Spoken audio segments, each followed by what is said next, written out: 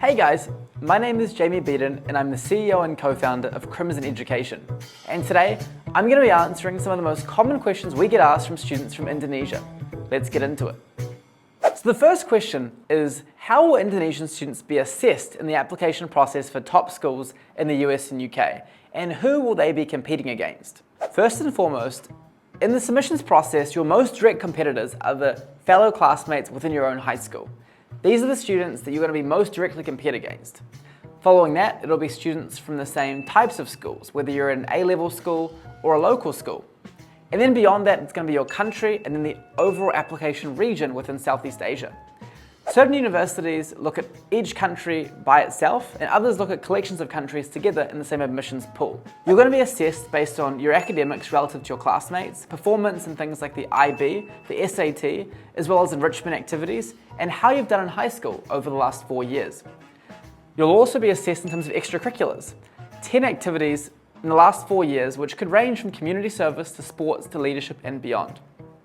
Finally, you're going to be assessed based on your application essays, how you describe yourself, your interests, your personality, and what it is about these top universities that makes you want to apply, and what field you see yourself studying, and what your vision is for what you want to do in the future. They are some of the key criteria that will ultimately determine if you are accepted or not by these top universities. Final question for today. What are the profiles of students that are actually accepted into the Ivy League and top 10 US universities?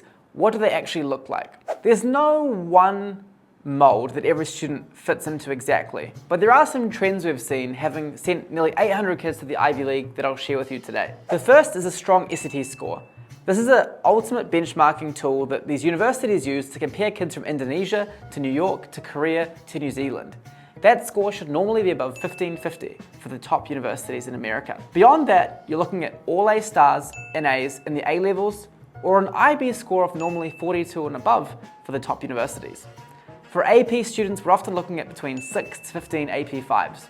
From an extracurricular standpoint, our students will often have 1 or 2 amazing capstone projects. That could be a patent, or like my student Angus Woods, who's now a Harvard graduate, that could be a choir project like Gondwana choirs, where we fundraise for students from the Aboriginal community to be able to afford to compete in one of the world's top choir singing programs. Beyond that, there's going to be 10 total extracurriculars, which is going to include things like your sports, your community service, your leadership, and other roles within your school community.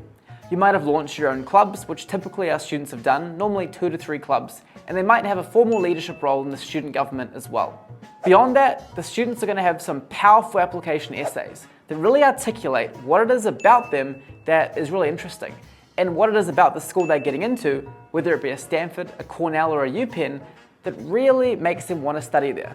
Whether it be, for example, Harvard Student Agencies, the world's largest student-run business, or whether it be the unique Operations Research and Financial Engineering program at Princeton. Those admissions essays are going to be creative, well-written, full of language techniques, and highly persuasive. The final trait that these Ivy League students normally have is a willpower and an ambition to get out there on the world stage and perform. And that can come through in the interview round. So when these students meet alumni from the universities, they feel that motivation and they want to admit that student. If I was to stereotype what our classic Ivy League admit looks like at Crimson, it's that. And hopefully we can help you achieve your own vision of getting into the Ivy League in the not too distant future. If you want to get your personal questions answered and to have tailored admissions advice to help you figure out what you need to do to get into the world's top universities in the US and UK, click on the link below and we'll figure out exactly what it will take to get you into your dream university. Cool, all right. Good stuff, guys.